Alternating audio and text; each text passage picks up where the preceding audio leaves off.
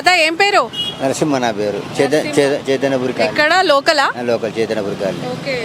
ఇక్కడ గంట సేపట్లో అన్ని వెహికల్స్ వస్తున్నాయి, అన్ని పార్టీలవి చూస్తున్నారా? ప్రచారం ఎట్లా జరుగుతుంది? పర్లేదు మంచిగా ఉంది. ఓకే. ఏ పార్టీస్కి బాగా టైట్గా ఉంది? టీఆర్ఎస్ జర టైట్గా ఉంది. అన్ని పార్టీలు బాగానే ఉన్నాయి. అన్ని పార్టీలు బాగున్నాయి, టీఆర్ఎస్ టైట్ ఉంది. ఎందుకట్లా? ఏం కనిపిస్తుంది? ఏమో ఏమనుకుంటారు జనాలు, ఏం కథ మనకు కూడా తెలియదు, కానీ టీఆర్ఎస్ అయితే టైట్ ఉంది.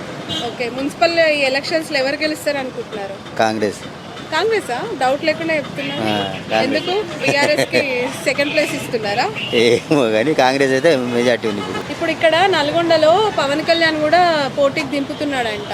ఆయనకి ఏది కాదు, ఇక్కడ ఏం జరగదు. ఆయన గెలవాడా పవన్ కళ్యాణ్? లేదు, గెలవడు. అంటే ఆయన అభ్యర్థులు పెట్టి ప్రచారం చేస్తా అంటుండు.